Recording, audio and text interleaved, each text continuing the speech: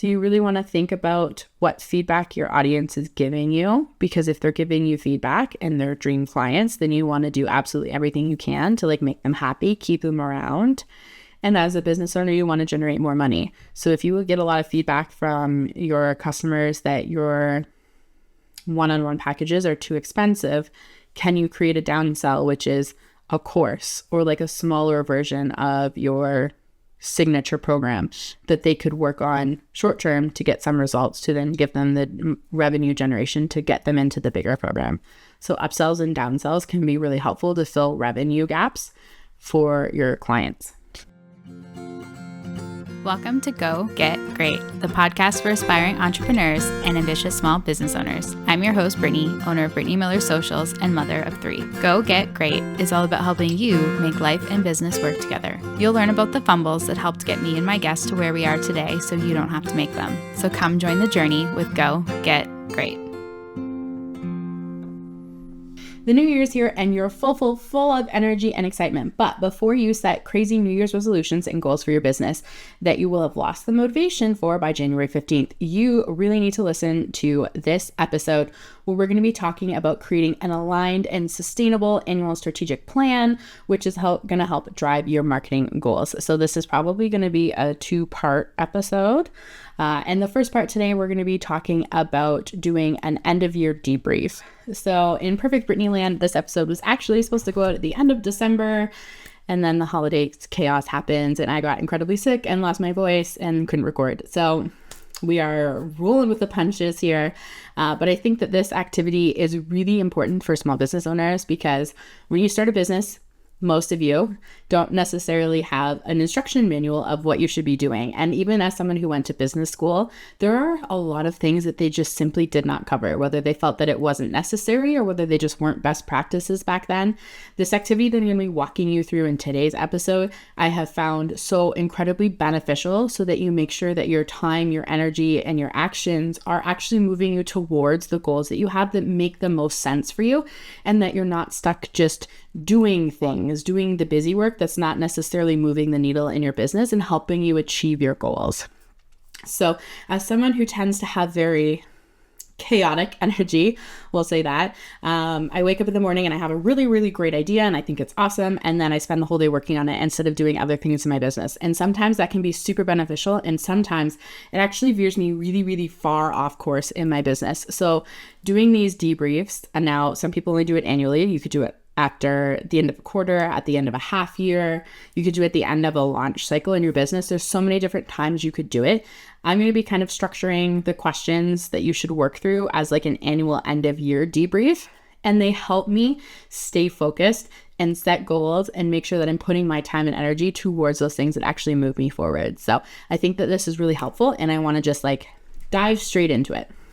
So, actually, I guess one small thing before we dive into it. So I want to clarify what a strategic plan is, because I know a lot of people hear the word strategy and they're like, I don't need it, or yeah, okay, I totally know what it is. But it's not always something that's as common knowledge as one might think. So a strategic plan is a documented version of your business goals and an outline of when and how you plan to make them happen. That is what I classify as a strategic plan. Now, I really want to clarify that there is a difference between a strategic plan for your business and a marketing plan. I find business owners tend to have one or the other, but not necessarily both. And you really need both to actually make it happen. So if that's a strategic plan, then the other side of it is a marketing plan, which is how you're going to attract new clients, communicate your value with your audience, and generate sales. So it's the actual marketing communication piece, which is separate. They should work together in tandem, but they're actually 2 different things that you need to set in place for your business. And if you're kind of doing this today's episode is going to be more strategic planning. And then I'm hoping to do a second episode later that's going to be more on the marketing plan side of things. I actually have like a masterclass that kind of walks people through this. So in a perfect world, I would just run the masterclass, but I'm not sure that's going to happen. So it might be a 2-part episode. And if it does not end up being a 2-part episode, it's probably because the masterclass is coming. So Just an FYI. Okay, so grab a pen, grab a drink. This is going to be an episode where you're going to want to stop and pause and take notes and write things down. You're probably going to want to come back to it again and again as you work through it. So just know that if you're listening to this in the car, might not be the best episode. Maybe pick a different one, because you're going to get the most benefit if you're actually working through the questions and the activities that I suggest in the episode as you're listening to it. Now, don't get me wrong, I'm a fan of multitasking too, but I also find when I listen to something that I need to do work with, I often don't come back to it later. So just putting that out there, to each their own. Now, one last thing before we dive in. If you're a new business owner, I still want you to keep listening, even though you don't have a year end to debrief yet, because I want to make sure that you're setting yourself up for your next year end debrief, so you know what sort of information you should be making note of throughout the year so you can actually do this correctly. Because I know at the end of my first year in business, and I did like a debrief with other people, I went to other masterclasses that kind of did this, or even just like talking to my like accountant and my bookkeeper, and they're like, yeah, so like what were your quick ratios and what were your current ratios? And I was like, I don't know, can you figure them out? And they're like, well, did you document these pieces of information? And I was like, no, we didn't know that I needed to. So then I couldn't really conduct it thoroughly. Now, before you like panic, we're not really going to be doing the financial side of things. It's going to come up a small bit, but this is more of an audit and a debrief of your time, energy, and your like goals and intentions. So not a huge financial thing. That's not my jam. Obviously, I still don't understand it that well. My accountants are asking for information that I didn't have. I'm getting better. Okay, so as we reflect on these questions today, I often find that setting a timer can help. You can set it for 5 minutes, 10 minutes. You can set it for 2 minutes if you want. It just gives me a limited time frame to like get my initial ideas out and not like spend all day daydreaming and not taking action on things. So the first thing that I want to focus on is what were the highlights of your year? So I always like starting with the most positive things that we enjoyed the most, what lit us up, what made us super proud of ourselves. Take a minute and jot all of that down, because that is what we want to multiply next year. And then after you do that, what I would like you to do is reflect on what went well to help kind of support those things that lit you up the most. And then jot down some things that didn't go well or things that you learned from those situations, because oftentimes what didn't work well are things that we can adjust, and we're going to build all of those adjustments into our plan for the future year. So then I want you to make a short list of do more of, and then list the things that you'd like to do more of. And then I want you to make a list of do less of. So you might want to come back to the do less of list a little bit later. So oftentimes when you're going through and being like, oh, it didn't really work well, I spent, too much time managing emails and like tracking clients down for information. So maybe one of your goals for the next year is going to be to hire a VA to help you with your inbox management. So you'll kind of keep adding to the do less of, do more of list as you go through the rest of the exercise, but it's nice to kind of have that started in your notebook or on your computer already. So then I want you to go back and take a look at what your goals were for the time period that you're reflecting on, whether it's a quarter or the annual year. Did you achieve them? And if not, why not? So take a moment to think about why the goals weren't achieved. Did you decide later that they weren't aligned? Did you not have time for them? Were there like system things that were not in place? There can be so many reasons, but think about why those goals were not achieved. And then that's going to give you some insight on some things that you need to kind of work through to prep for this year so that you don't have the same thing. We want to end this next year by going, yeah, I checked off every single goal on my list and maybe a couple that weren't. So from there, I want you to think about what habits supported you in achieving those goals that you did hit last year. And then on the flip side of that, also think about what habits hindered you from reaching those goals last year. Maybe you spent too much time doom scrolling. Maybe you didn't have a team in place and you set launch deadlines that you couldn't hit as a solopreneur. Maybe you were really, really consistent at getting up at 5 o'clock in the morning before your kids, and then you had an hour of like dedicated you time to get yourself centered and grounded for the day so that when you drop them off at school, you were able to just like dive right into your work and you were super energized to go. That was one of the things that I did well with in the first half of the year and then not in the second. So all of those little things can help you because it's habits that actually help you achieve your goals, not motivation. Common misconception. So then I want you to make a plan of the habits that you are going to continue doing, and then also the habits that you are going to stop. So those can go on your do more of and do less of list, but they're more specifically habit focused. So like getting up at 5 a.m., keeping the phone out of the bedroom after 9 p.m., setting a timer so I'm only scrolling on social media for 20 minutes. All of those little things, we're making those as notes about things that we want to do in the future year. Okay, now I said that this wasn't going to be super financial focused, and it's not going to be, but it is really important to know your numbers as an entrepreneur. So we're going to talk about what ones you should be paying attention to in a very non-accounting way, in a very Brittany free spirit. We track as little as we need to make informed decisions. Okay, so I want you to think about where your revenue came from this year. Like what products or services specifically. Try and break it down as much as you can. I know this can be harder for product-based businesses because oftentimes you have hundreds of products.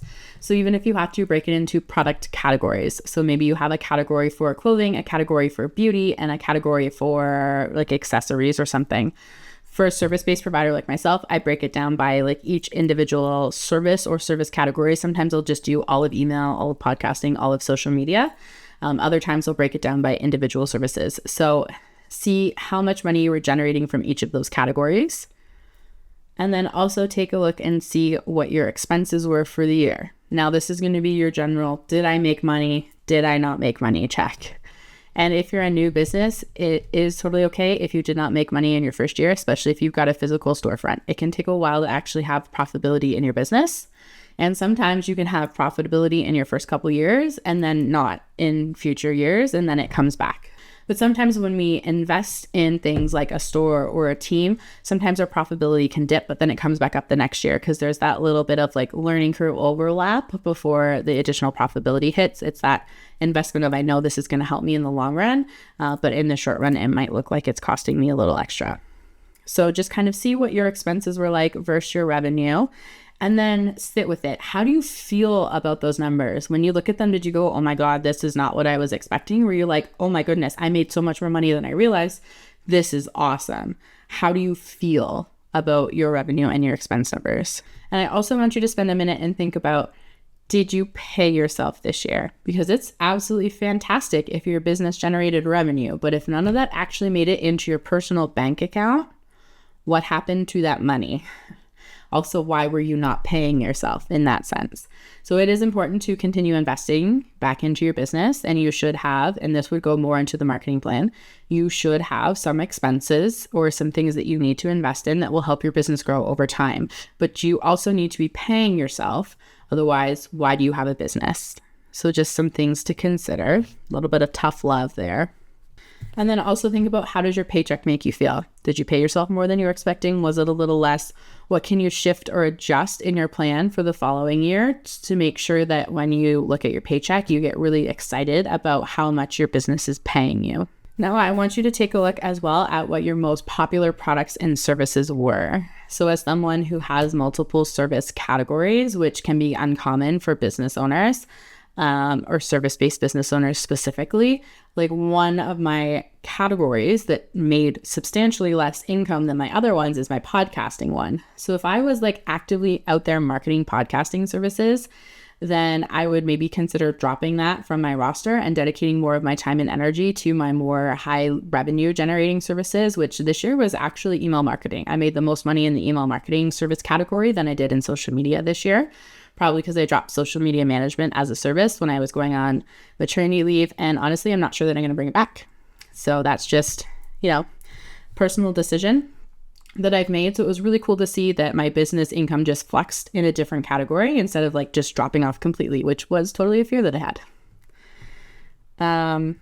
So take a look and see which categories were the most popular, which ones were the least popular. See if there's any that you need to remove, because sometimes removing things can actually increase your profitability in the future because it focuses your time and energy on the ones that are generating the most money. So sometimes people would call this like your profit margin if you have a product-based business. So that's something that you could look at. Do you have any products with really low profit margins? I would consider potentially maybe removing some of those and focusing on your more higher profit margin products. So you can't actually do it as a service-based provider as well. I'll have to double check the formula, so don't quote me on this, but message me if you want it. And this was something I actually learned from Amanda in the Monarch community. Like I said, financial is not my strong suit. So it's something like the amount of money you generated minus the time you spent, which is in brackets, times the amount of money you like pay yourself per hour, divided by the total amount you earned, I believe. So if I earned $1,000 less, it took me 2 hours per month to deliver the service, and I pay myself $50 an hour. So it'd be 1,000 minus 100 divided by 1,000. And that's your like service profitability percent, more or less. So if you have services that take you more time to deliver than you're actually generating income on, you either need to increase the prices or drop the services from your roster, or see if there's a way that you can decrease the time or the financial investment included in it as well. Because you may also have to pay for systems and things like that to actually facilitate the service. So for me, that was a really eye-opening experience. I mean, partially, again, podcasting, I know I haven't promoted, and the reason I haven't promoted it is because I haven't done a photo shoot. So like I need to listen to my own advice from episode 80. Or rather Victoria's advice from episode 80. But a lot of the other things too that had negative service profit margins in my business were totally new things that I spent a lot of time building. And this year I can just spend a lot of time promoting. So they had a negative service margin last year, but this year the service margin should be very profitable. So things like creating all of the downloadable resources that I have for sale in my shop. I also did a little bit of paid public speaking last year, which was really awesome. So I was like building out things like presentation topics. So some of them are masterclass related, but also adjusting to the audiences and kind of figuring out how I could pitch that. So a lot of time went into those, even though I didn't actually have more than one presentation that I was paid to facilitate. So you also have to kind of keep those things in mind. Just because it shows up as negative doesn't mean like it's a hard cut. It just means that you have to think about, why is that there and can I change it in the future? So another question that I want you to think about in the realm of finances is, what did you invest in this year? And did it help you generate more money or reach your goals? So if not, the answer is no to any of these. Is it a reoccurring expense that you can drop? Or is there a way that you can use that information to generate money, save you time, etc., reach a goal in the new year? Because sometimes we invest in things and they have to like sit and percolate. Maybe that's just me. Like I took a quiz course a year and a half ago. Oh my goodness, it was almost 2 years ago. I took a quiz course almost 2 years ago, and I had to sit on the information and then wait and think about it. And I have been working on launching a quiz, which I'm hoping is coming very soon. It's just a very large project with a lot of collaborations. So it's a little bit longer of a timeline than it would be if I was doing it on my own, but it's going to be amazing and you guys are going to love it. And then just kind of like one little more thing on there. If you have subscription payments, can you pay them annually to save yourself a little bit of money? Or can you find a same or similar service for less money somewhere else? It's always good to kind of do a little bit of a check each year to see if there's any way that you can save money on some of those reoccurring monthly expenses that you have. So one of the things for me is I'm downgrading my website. I'm taking the e-commerce off of it, because I purchased Thrivecart to host my courses, and it also has e-commerce features. So I'm moving all of my shop resources over to Thrivecart, so I save a little bit of money on my website subscription each month. So good little checks. Sometimes it doesn't feel like much, might only be $5 or $10, $15 a month, but it adds up over the full year. And then in terms of systems, so shifting gears a little bit, are there any systems that you didn't really use this year, but that you have in place? Are there any systems that you don't have that you need to put in place for the following year to help streamline your business and make it easier for you to achieve your goals? So for me, one of the biggest things that I was trying to put in place this year was a time management system, because I am not good at knowing how long I spend on doing anything, including my client work, which makes it really hard for me to know whether I'm charging an appropriate price if I don't know how many hours it takes me to actually deliver the work. So I use Toggle. I will link that in the show notes for you. It's free to use. And it's been very eye-opening to see how much time I spend on things, even for myself in my own business, like SEO optimizing blog posts. Oh my goodness, you guys, hire that out. And if you need a referral, I have one for you. Other things that I help find helpful, just really quickly, QuickBooks. I'm an accountant. That is one thing that I will never not have in a business. I will 100% pay for accounting services because numbers are not my jam.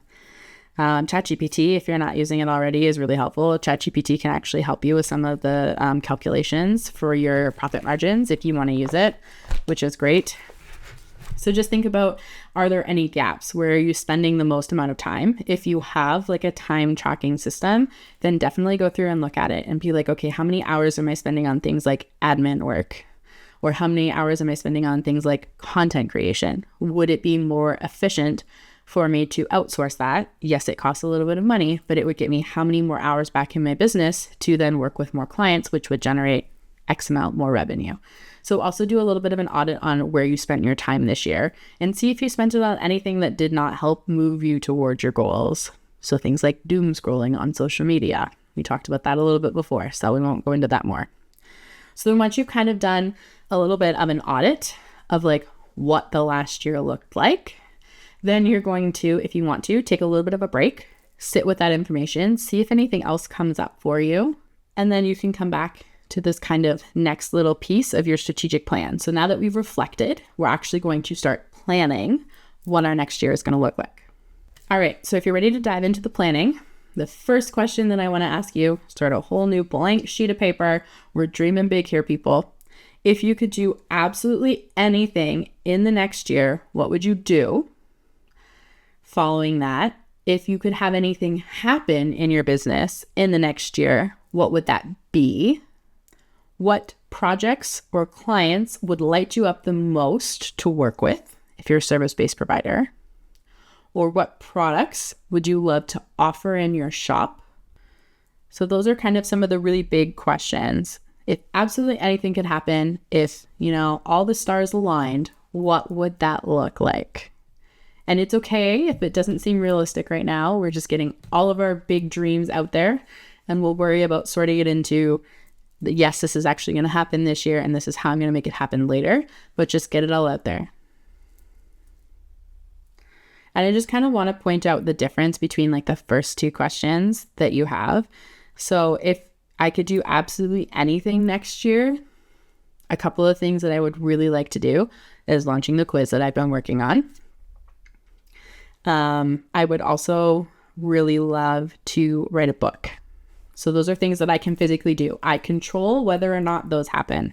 The other half of that was, if you could have anything happen in your business, what would that be? So that could be things like getting, 5,000 organic traffic search results each month from SEO. You don't necessarily control that outcome, but there are things that you can do to help work towards that. So that's kind of the difference between the two. So then the next thing, what feedback did you get this year from your products or services? Are there any upsells or downsells that need to be added to round out your product or service portfolio? Are there additional products that you need to bring in to complement the ones that you already have because your audience is actively asking for these? So you really want to think about what feedback your audience is giving you, because if they're giving you feedback and they're dream clients, then you want to do absolutely everything you can to make them happy, keep them around. And as a business owner, you want to generate more money. So if you get a lot of feedback from your customers that your one-on-one packages are too expensive, can you create a downsell, which is a course or like a smaller version of your signature program that they could work on short term to get some results, to then give them the revenue generation to get them into the bigger program. So upsells and downsells can be really helpful to fill revenue gaps for your clients. And then I really want to ask you too is, what things are going to be happening in your personal life that are going to impact your business? Are you moving? Are you having a baby? Do you need to find a new job if this is a side hustle? Because all of this, although indirectly connected to your business, your life and your business work together.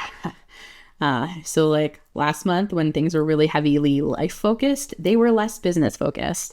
And when like life is running smoothly, then I have more time to work on my business. So you just need to set a realistic plan for yourself. So you can't plan to like make a rocket ship to go to the moon next year if you know that you're going to be taking 9 months off because you just had a baby. So we need to think about the external influences when we're setting a goal plan, a strategic plan, because we don't want to get to the end of the year and be super frustrated that we didn't do anything, even though we should have known in the beginning that the things that we would like to do are just physically not attainable. Because lifing is important. Adulting is important. Being a parent is important. You can't just like throw your personal life out the window because you want to start a business. Now that we've kind of done some initial planning, you can jot down any of like the goals you have. So I like to think of my goals as a little bit more intangible things, but you can set like physical targets. So like I was saying, 5,000 organic searches a month. You could say that you want to get 1,000 new Instagram followers. It's okay to have numeric goals too. Sometimes those make it easier to track, which is helpful, but it's also okay if you just have a little bit more kind of creative freedom in your strategic plan right now, and then we can break it down into action steps later. So now we're going to get our plan out on paper. I personally love to do it physically, and then I'll move it into my digital calendar after, because often as I go through this process, things get shifted around too much. But if you want to just do it right in your digital calendar, you can, whether that be, your Google Calendar or Asana. If you have like a project management system, that's okay too. Personally, I start with journaling for most of this, and then I transition to sticky notes. So I put like each goal on a sticky note, and then it goes on a timeline, January to December. So when you're kind of getting all this out there is an order to do this. So we just talked about how important it is to think about the things happening in your personal life. So put them on your calendar first, block them off now. Can be vacations, like I said, moving, babies, any of those things that are going to take time away from your business. They are important and should still happen. Put those in first. And we're going to build your business around your personal life, because that's why we all started a business. We wanted flexibility and freedom, and this is the best way to give it to us. So the second thing is, how are you going to generate your revenue next year? Hopefully one of the goals that you had is around revenue generation. And if not, kudos to you that you don't need to worry about that. Plan it out. So if your goal was to generate $10,000 a month, what are you going to be doing in each month to help you generate that amount of money? Are you launching a course in January? Are you doing a focus on one of your services in May? Like, how specifically are you going to generate that $10,000 a month if that's your goal? Put those all on your calendar. Just from kind of, this is a little bit more marketing, but I find this is helpful when I'm doing my strategic plan. They recommend that you do no more than one live launch per quarter, which means for me that I should not be ever promoting more than like one course a quarter, because each course comes with like a full live launch. And live launch means that you're like actively talking about it live, like on, I don't know how to explain this any other way. So hopefully you guys get it. But like for my live launches, it includes a lot of social media promotion. It includes a live masterclass at the start of Open Cart. And it involves me being like on social media a lot, talking about it in my DMs, in my stories, all of those things. That's what they consider a live launch, something that has a specific start and end date. So you might have, as a product-based business, a live launch for your holiday jewelry line. And that live launch might be the beginning of November. And it's only available from, November 1st to November 15th. That's the only time people can order it. And then it gets shipped out after that. So think about how you're going to generate that revenue. So then once you have your big revenue, so your live launches or any specific like features that you're doing throughout the year, then you can plan what we call micro launches. So these are things that are less time intensive. And then think about how you're going to generate that money using those micro launches. So for me, it might look like, it was supposed to look like doing a live launch in January for my course, Profile the Profit. And then that was my live launch for this quarter. So then February and March, my micro launches were supposed to be featuring my resources on my shop. And then I was also going to build out my shop to also include paid purchases of pre-recorded masterclasses.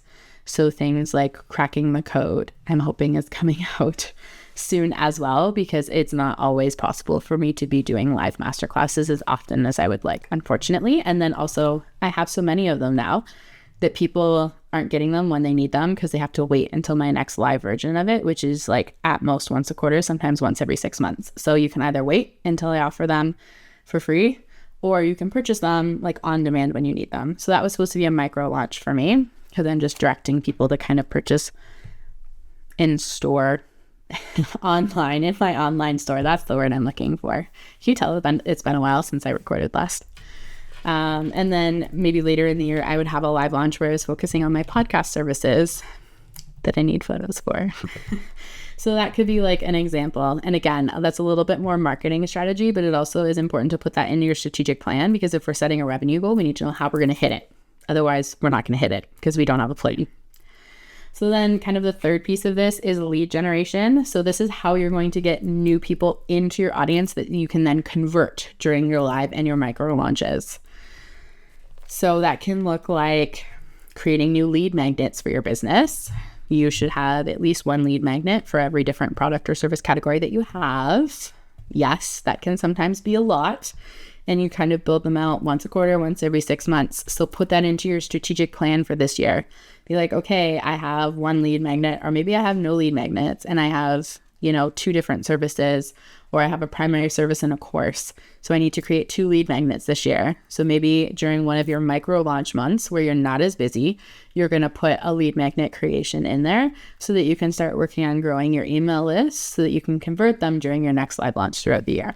So that's kind of how all of that works. So lead magnets are great. You can also pair those with things like paid advertisements. So again, more marketing strategy than strategic planning. But I want to explain why this is important, because oftentimes these are not things that people think about. You set goals and then maybe it's a revenue goal, but then again, we haven't broken down to how we're going to actually achieve those revenue goals. And a lot of that comes down to lead generation. We simply do not have enough people in our audience currently to hit our revenue targets. But then we don't think about how we're going to bring new people into our audience to reach them in the future. So then the fourth part, are there things that need to be created or implemented to support our revenue or lead generation goals? So something like, do you need to build a website? Do you need to set up a payment processor? Do you actually need to create the lead magnets like we just talked about? Are we running paid advertisements? Do we need to actually put a course together as part of like an upsell or a downsell?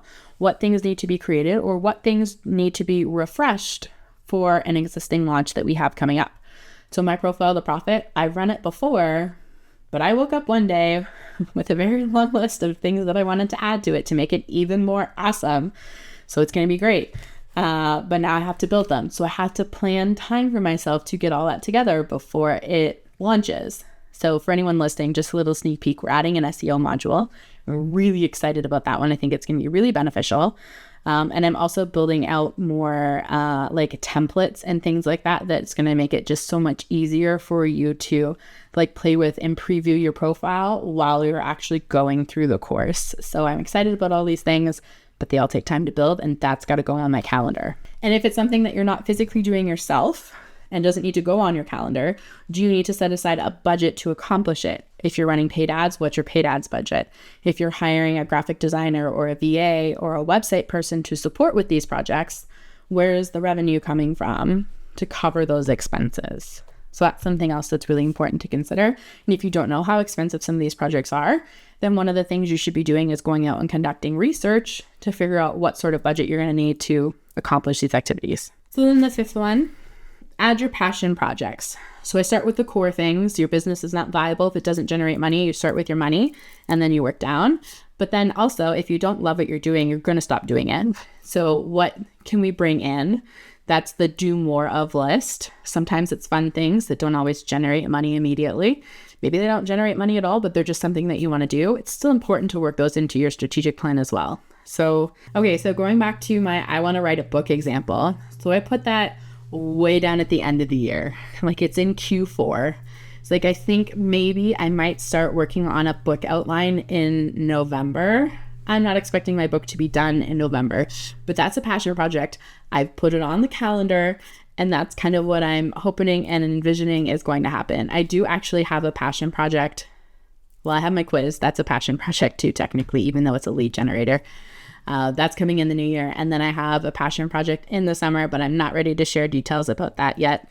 It's a collaboration as well. We haven't talked about sharing it publicly. So yeah, so put your passion projects on the calendar. That's going to help you stay motivated and excited for what it is that you're doing.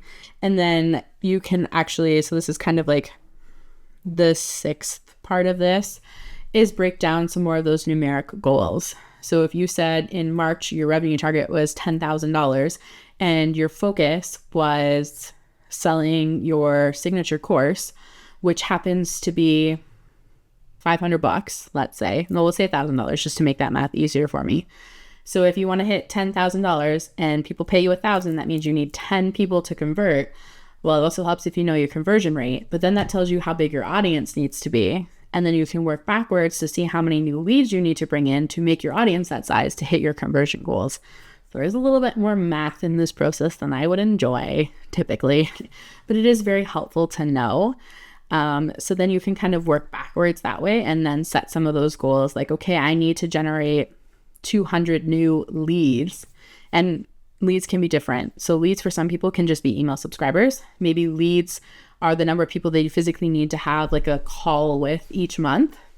So determine that for yourself, but then break those goals down into like tangible action pieces. And then the seventh, kind of last step of this, is sit back and assess. Does this feel attainable?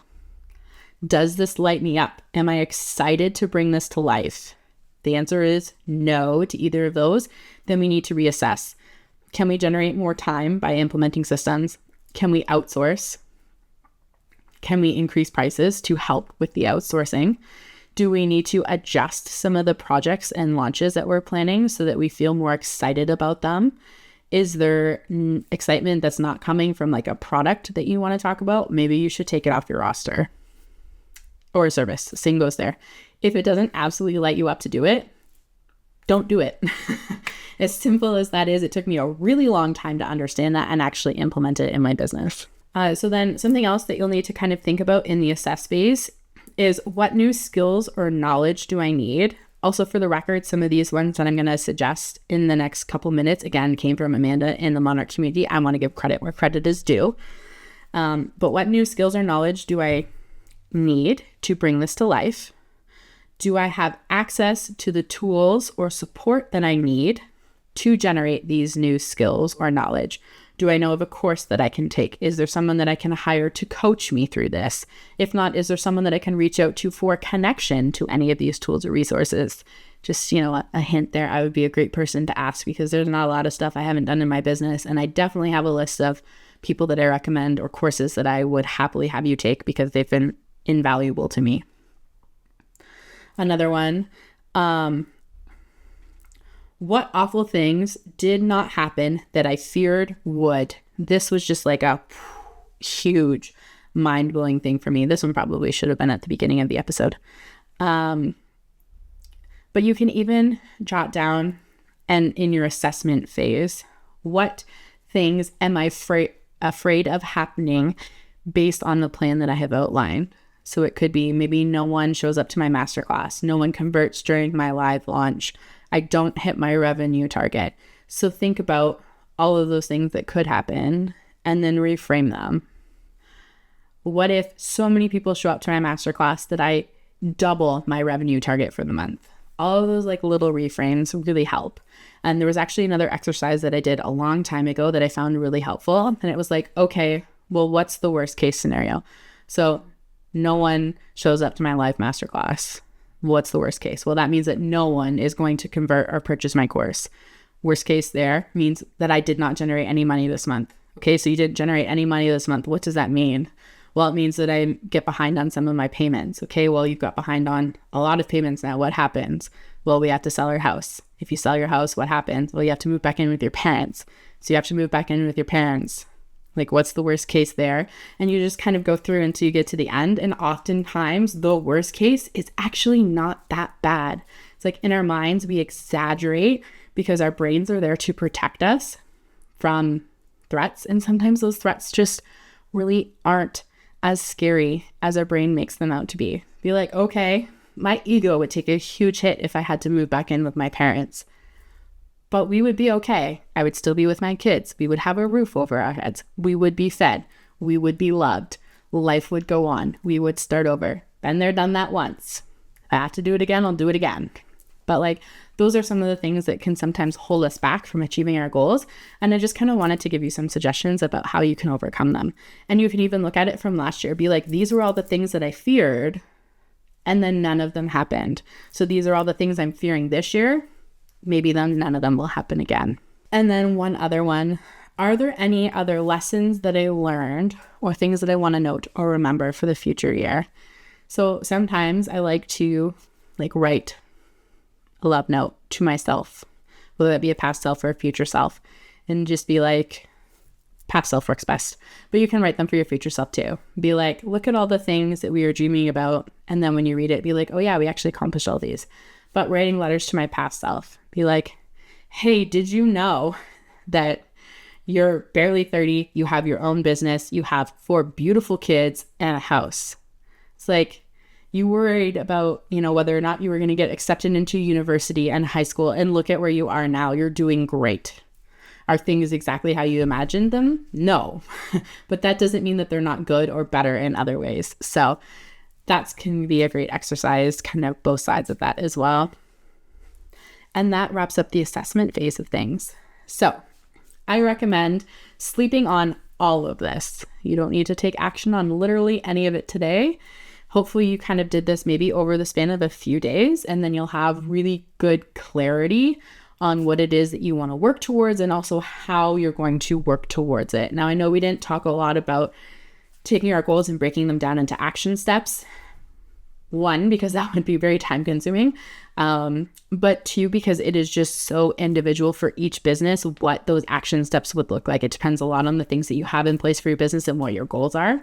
So if that's something you're looking for, then definitely reach out. Happy to have a conversation and do like a coaching session with you, or even a coaching retainer if you want some more support and accountability to bring this to life. But I just wanted to let you know why we didn't cover that, because there's just so many different things. Each business has a different action plan. But wrapping up, sleep on it, see how it feels, adjust as necessary. If you wake up in the morning and you're like, you know what, I don't know about this. Maybe it's too easy, maybe it's too hard, maybe I just truly don't have the time or the resources to make it happen. We want to make it attainable. We want to make it a little bit of stretch goals for us, because we don't want it to be so easy that we get to the end of the year and we don't feel accomplished, or we didn't push ourselves hard enough. But we also don't want to get to the end of the year and be like, wow, I didn't do any of that, because that's really demotivating, and we don't want to demotivate ourselves from working in our business. So once you've finalized your plan for the year, then get it into your digital calendar if you're like me that did it physically first. Like I said, I love to use Asana. It's fabulous, but there are other great options too.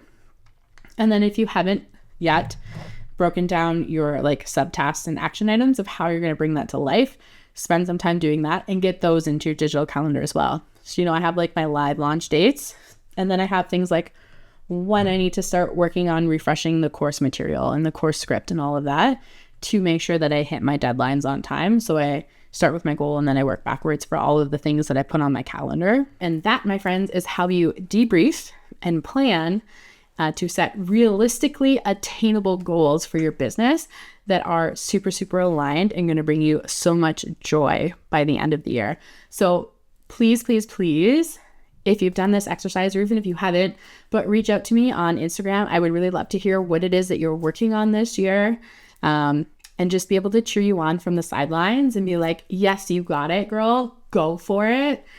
Because sometimes that's what we need the most. We just need a cheerleader to see us and recognize all the little things that we're doing that maybe don't look super monumentous, but are actually helping move us towards the goals. So every little social media post we make, it, every little email we send, and every podcast we publish or blog post we put out there, they're all little micro steps helping us achieve our goals. So let's do it together. It's going to be a great year for all of us, and I'm just so, so excited. Thank you guys so much for sticking around for this episode, and I hope you found it really, really helpful. Thank you so much for tuning in to Go Get Great. I hope you found some useful tips and tricks that can help you make life and business work together. If what I said resonates with you, please share it on social media, and don't forget to tag at Brittany Miller Socials so that I can celebrate you for taking those first steps towards achieving greatness.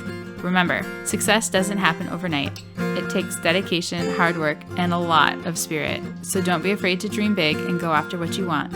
Keep striving for greatness. You get closer with every step forward, no matter how small they may seem. Until next time, go get great.